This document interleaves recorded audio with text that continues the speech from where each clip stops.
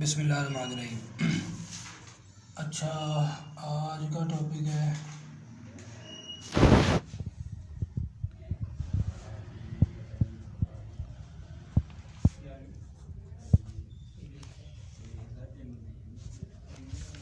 Pressure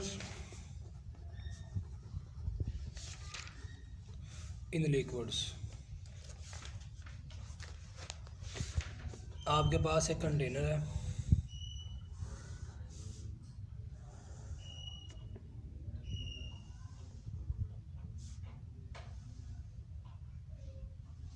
ठीक है। इस कंटेनर में कुछ हाइट के ऊपर हमारे पास ऊपर पानी है, ठीक है। ये पानी है, ठीक हो गया।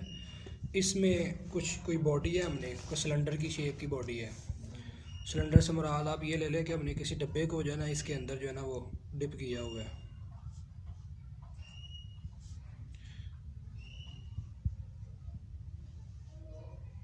ठीक हो गया। अब आपने ये बात याद रखनी है कि इस डब्बे का जो ऊपर वाला एरिया है ना, ये वाला जो एरिया है ना, ये एरिया जो है ये पानी की सतह के साथ जो है वो जुड़ा हुआ है। तो यहाँ पर आपके पास सिलेंडर की जो ऊपर वाला एरिया है, वहाँ से जो इसका नीचे वाला एरिया है, ये हमारे पास इसकी बनती है हाइट h। ये इसके जो बॉटम में जो हमारे पास एरिया है उसको हम बोलेंगे एरिया a, ठीक हो गया। अब हमने फाइंड करना है प्रेशर। क्या फाइंड करना है? बेसिकली हमने ये फाइंड करना है कि आपके पास ये जो डब्बा है, ये डब्बा जब पानी में दाखिल हुआ है तो लिक्विड ने इसके ऊपर कौन सा प्रेशर लगाया है, लिक्विड ने इसके ऊपर कौन सा, हमने वो प्रेशर फाइंड करना है। तो आपके पास प्रेशर का जो फार्मूला है वो है F/A, यानी फोर्स पर यूनिट एरिया। तो पहले हमने फोर्स फाइंड करनी है, ठीक है। अब यहाँ पे आपने एक बात याद रखनी है कि न्यूटन का जो थर्ड लॉ है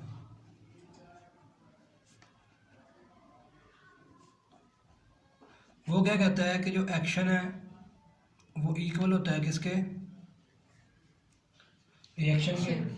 अब यहाँ पे एक बात ये आपने याद रखनी है कि आप इस जो डब्बा है जब ये पानी में दाखिल होगा ना तो इसका कुछ वेट होगा जिसको हम बोलते हैं Fg is equal to mg, ठीक है। इसका जो वेट है, जितना इसका वेट होगा पानी इसके मुखालफ यानी इसके ऊपर जो वाटर फोर्स लगाएगा, यानी ये फोर्स ऑफ प्रेशर कह लें आप,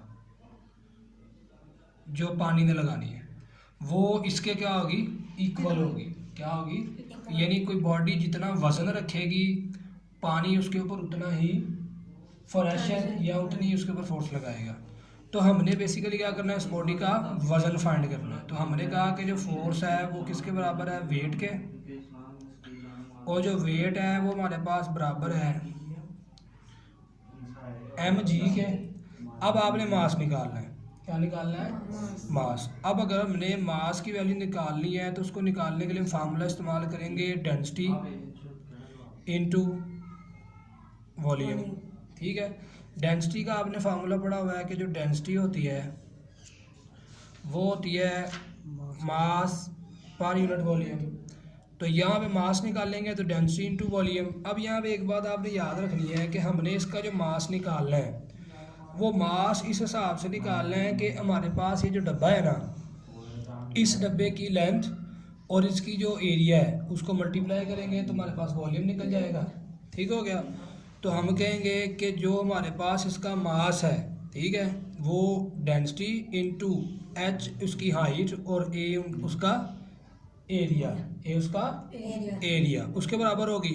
तो ये वाली जो इक्वेशन है इसको हम पुट करेंगे फोर्स वाली इक्वेशन में, ठीक है। तो मेरे पास जो फोर्स है वो बराबर है वेट के, तो वेट आ जाएगा मेरे पास रो h इंटू ए इंटू जी, ये ग्रेविटेशनल एक्सेलरेशन। अब इस वाली इक्वेशन को आप यहाँ पर पुट कर देते हैं तो ये मेरे पास बन जाएगी rho h a into g over area a से गया कट, तो मेरे पास ये बन जाएगा रो जी एच। क्या बन जाएगा? रो जी एच। ये मेरे पास किसका फार्मूला आ गया है? प्रेशर का फार्मूला। किसका आ गया है? प्रेशर। प्रेशर का फार्मूला। कौन सा प्रेशर? जो प्रेशर लिक्विड लगा रहा है किसके ऊपर? इस डब्बे के ऊपर, इस डब्बे के ऊपर। अब यहाँ पे आपने एक बात याद रखनी है, कुछ चीज़ें हैं जो समझने वाली हैं कि प्रेशर जो है, हम जी को अगर कांस्टेंट रखें, ठीक है, तो जो प्रेशर है मेरे पास, वो जो प्रेशर होता है वो हमारे पास डायरेक्ट प्रोपोर्शनल होगा किसके? डेंसिटी के और किसके? हाइट के। ठीक है, यानी अगर एच बढ़ता जाएगा तो प्रेशर भी, यानी इसका मतलब है कि आप किसी भी लिक्विड में जितना गहरा जाते जाएंगे, पानी में जितना अंदर जाते जाएंगे, उतना ज़्यादा आपके ऊपर प्रेशर लगता जाएगा। उसके बाद आ जाती है डेंसिटी, कि किसी बॉडी की डेंसिटी जितनी ज़्यादा होगी उसके ऊपर जो पानी का प्रेशर होगा वो भी उतना ही ज़्यादा होता है। यानी अगर आप ये देखें कि एक आप किसी जानवर का, किसी परिंदे का पर जो है उसे पानी में फेंकें और एक लोहे का गेंद फेंकें, तो किसके ऊपर प्रेशर ज़्यादा लगेगा? लोहे के गेंद के ऊपर, क्योंकि उसकी डेंसिटी जो है वो क्या है? ज़्यादा है। डेंसिटी क्या है? वो क्या है? ज़्यादा है।